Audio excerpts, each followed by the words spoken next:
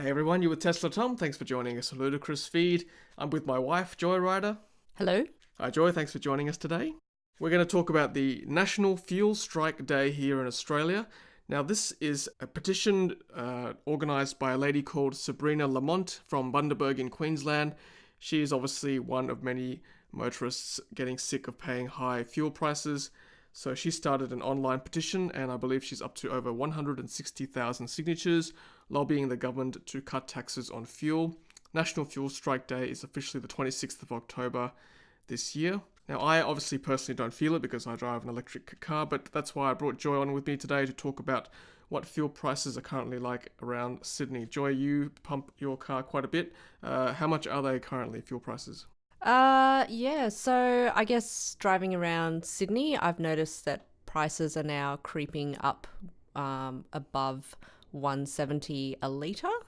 I'm lucky in that I still use E10, so that's significantly cheaper than some of the other options out there. But if you were buying premium unleaded, I've seen that going for 194, I think. So that's pretty high. That's getting to the $2 mark. Wow, that's actually quite expensive. I didn't realize it was up that high. I've seen you use an app called Petrol Spy on your phone to get a idea of how much prices are in the area. Can you tell me how that works? As you've already mentioned, it's an app that you can download for your phone. I have an iPhone, so I downloaded it from the App Store. I'm not sure whether it's available for Android. Basically, it kind of looks, it sort of looks like a map program, and then it will geolocate exactly where you are and show you all the petrol station prices around you. So the prices are crowdsourced, and there's the ability to register as a user and actually update prices. So if you're pumping petrol, then you can update the prices if they're not up to date.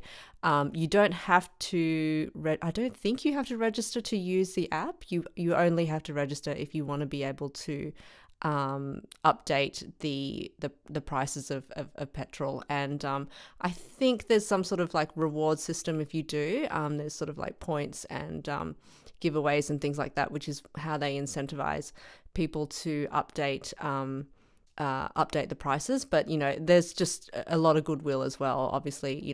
If you see a good price for petrol, or conversely, if you suddenly see your local petrol station's just gone up for the cycle, it's nice to be able to update it on the app, and then everyone in your local area who's using the app will know.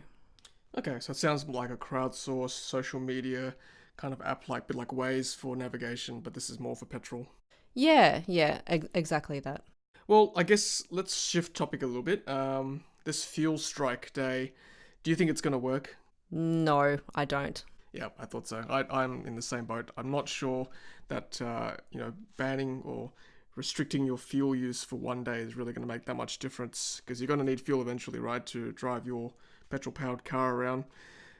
So I've thought of a few things you can actually do to combat high fuel prices.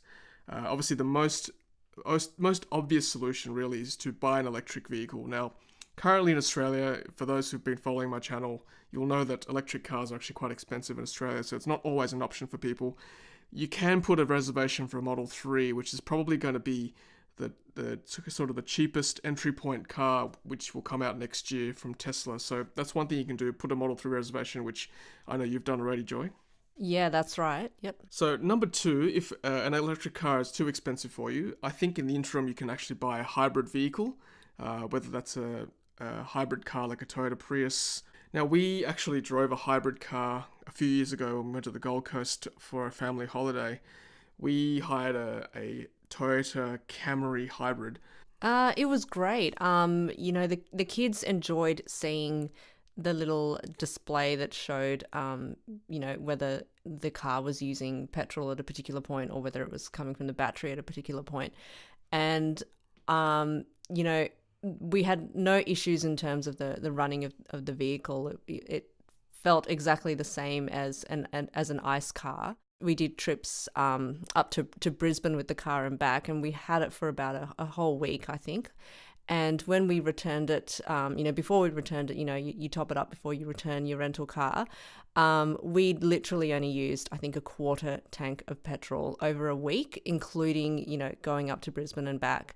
So I think that sort of shows how much a hybrid car can save, and that, it's definitely a good step in between if you can't afford to go for a full electric vehicle. Even get a secondhand hybrid car. The fact that we could rent a hybrid car probably means that there are options on the market for buying a secondhand rental car or something like that. So definitely a hybrid option is up there. Yep, I think you're absolutely right. Just for those who aren't familiar with the roads here, from Gold Coast to Brisbane, that's like, 80, 90 kilometres one way. So we went to we took that trip and then returned. So that's almost 200 kilometres. And then our day-to-day driving in the Gold Coast, that's probably another 150 kilometres in a week's worth of holiday. And we only pumped a quarter tank to get the car back to full tank for the rental company. So that's certainly a good idea if you are hanging out for an EV and waiting for the prices to come down. Solution number 3 is to drive less and to take public transport. Now, I know it's not always feasible for your work or for your day-to-day requirements, but that's certainly an option. And my number 4 solution is to drive a more fuel-efficient ICE car. And they do vary in grading, so I think shop around. If you want to stick with petrol for the time being, look for the more fuel-efficient car instead of one that chugs a lot of petrol.